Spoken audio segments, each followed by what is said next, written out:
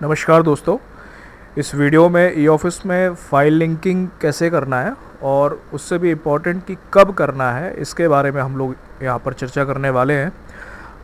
लेकिन मेरा आप लोगों से रिक्वेस्ट है कि अगर आप लोग फ़ाइल लिंकिंग का ये वीडियो देख रहे हैं और इसके पहले अगर आपने पार्ट फाइल के बारे में नहीं जाना है तो एक वीडियो बनाया गया है पार्ट फाइल, जहाँ पर हमने पार्ट फाइल कब इस्तेमाल करना है, कैसे इस्तेमाल करना है, जहाँ पर फाइल को अटैच और डिटैच करने के बारे में भी डिस्कशन किया गया था। उस वीडियो को ज़रूर देख लें। अगर नहीं देखा तो यहाँ पर ये जो आई बटन आप देख रहे हैं इस पर क्लिक करके वो वीडियो आप देख सकते हैं। तो अब हम स्टार्ट करते हैं फाइल लिंकिंग के बारे में। तो सबसे पहले जान लें कि फ़ाइल लिंकिंग करना कब है। तो इसका सबसे पहला सिनारियो ये बन सकता है कि मान लिया कि आपके पास दो फाइल हैं ए और बी और आपने उनको आपस में अटैच करके रखा हुआ है। फिर आप मान लिया कि आपकी जो मेन फाइल है, मान लिया इसको हम फाइल ए बोल रहे हैं, उसको आपको आगे एक चैनल पे प्रोसीड करना है, लेकिन साथ में आप फाइल भी अटैच करके नहीं भेजना चाहते हैं, फाइल बी को आप अलग चलाना चाहते हैं। ठीक है, तो इस परिस्थिति में क्या होगा कि या तो आप फाइल ए अकेले भेज देंगे, तो हो सकता है कि आगे जाके जब आपने दूसरे अधिकारी के पास फाइल ए को भेज दिया, उसको फाइल बी का कंटेंट भी रेफ़र करना हो तो वो उसका काम नहीं बन पा रहा है। और अगर फाइल बी को उसमें अटैच करके भेज दिया तो फाइल बी आप अलग से नहीं चला पाएंगे। तो इस केस में हम क्या करते हैं कि फाइल बी की एक लिंक बना के फाइल ए के साथ भेज देते हैं। ये इसको हम ऐसे मान सकते हैं कि जैसे फाइल बी की हमने पूरी की पूरी जेरॉक्स कॉपी बना के फाइल ए के साथ दूसरे अधिकारी के पास भेज दिए।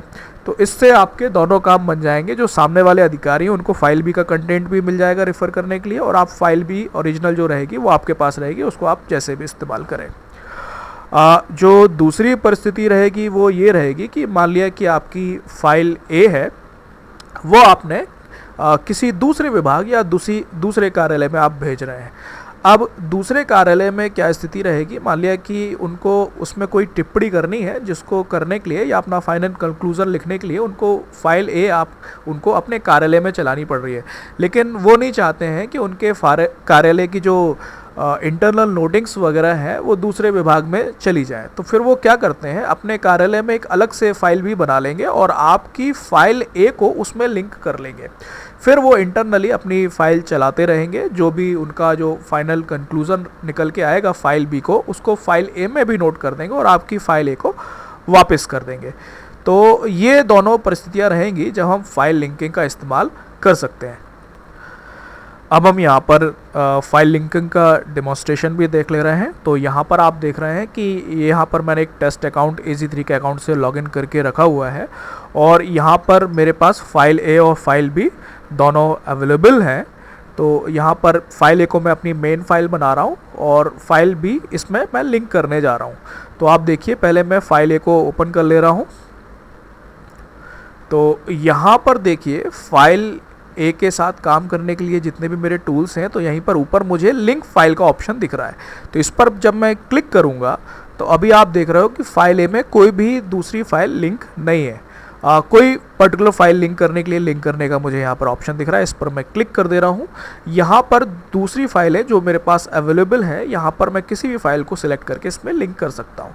तो जो मेरी फाइल बी थी उसको मैं यहाँ से खोल के इस पर क्लिक करके कुछ रिमार्क वगैरह डाल के इसमें लिंक कर देता हूँ।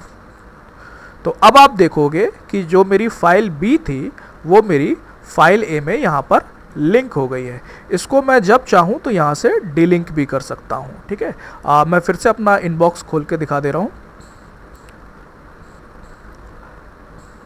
आप देख रहे हो कि फाइल बी यहाँ पर सेपरेटली, ओरिजिनल फाइल भी मुझे बोलना चाहिए, यहाँ पर मेरे पास अभी भी अवेलेबल है।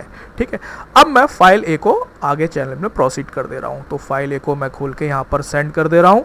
दूसरा जो टेस्ट अकाउंट मेरे पास अवेलेबल है, यहाँ पर मैं कुछ नोट भी डाल दे रहा हूँ अपने साथ।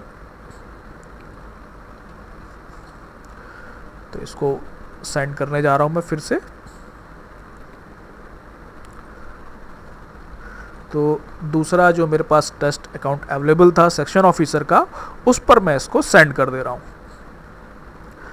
फाइल सेंड हो गई है, फाइल ए मेन फाइल, और फाइल बी ओरिजिनल मेरे पास अभी भी AG3 के अकाउंट में अवेलेबल है। ठीक है, अब आप देखिए यहाँ पर मैं फाइल बी में कुछ चेंज कर दे रहा हूँ। जैसे मान लिया कि ये फाइल भी पड़ी है, आप देख रहे हो यहाँ पर मेरे पास 4 नोट है और राइट हैंड साइड पे आप देख रहे हो कि मेरे पास 2 करस्पॉन्डेंस यहाँ पर पड़े हुए हैं। मान लिया कि मैं यहाँ पर एक और करस्पॉन्डेंस ऐड कर दे रहा हूँ, तो मेरे पास कोई करस्पॉन्डेंस नहीं था, मैंने अभी अभी इसको डायरेक्ट कर लिया, तो अब लिस्ट में एक करस्पॉन्डेंस ऐड करने के लिए एक रिसीट मुझे दिखने लगी है, इसको मैं ऐड कर ले रहा हूँ।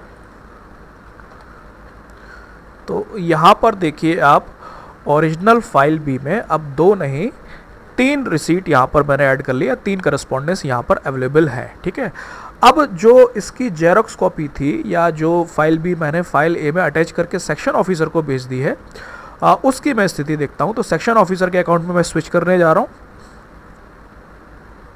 यहाँ पर देखिए सेक्शन ऑफिसर के अकाउंट में सबसे टॉप मोस्ट में ही मेन फाइल ए मुझे दिख रही है, इसको मैं खोल रहा हूँ। यहाँ पर देखिए आप जो फाइल से संबंधित टूल्स है, यहाँ पर लिंक फाइल वाला मुझे टैब दिख रहा है, इस पर मैं क्लिक कर रहा हूँ। फाइल बी की जो लिंक कॉपी है यहाँ पर मुझे दिख रही है, इसको मैं ओपन कर रहा हूँ। तो यहाँ पर आप देखिए 2 ही रिसिप्ट मुझे यहाँ पर नज़र आ रही हैं।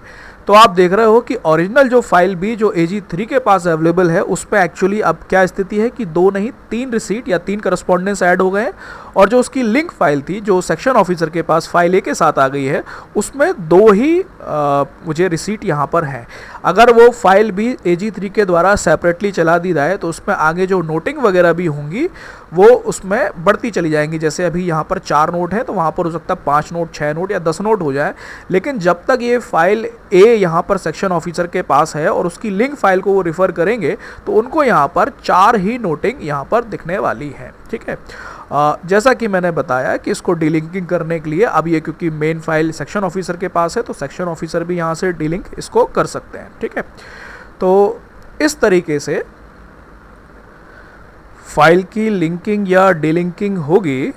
आशा करता हूँ इस वीडियो में आपको समझा पाया हूँ क्या इंपॉर्टेंस है। ये बहुत ही महत्वपूर्ण फीचर्स है ई ऑफिस में फाइल को लिंक करना, डीलिंक करना, और उम्मीद है कि आप लोग भी जब अपने कार्यालय में फाइलों का संचालन करेंगे तो इन दोनों ही फीचर्स, ना केवल लिंकिंग बल्कि जो लास्ट वीडियो में हमने बात की थी पार्ट फाइल, जहां पर हमने फाइल को अटैच या डिटैच करने के बारे में डिस्कस किया था उसको, और यहाँ पर जो हम लिंकिंग डीलिंकिंग की बात कर रहे हैं, इन दोनों का ही अपनी सुविधा अनुसार आप इस्तेमाल करेंगे। इस वीडियो में इतना ही, धन्यवाद।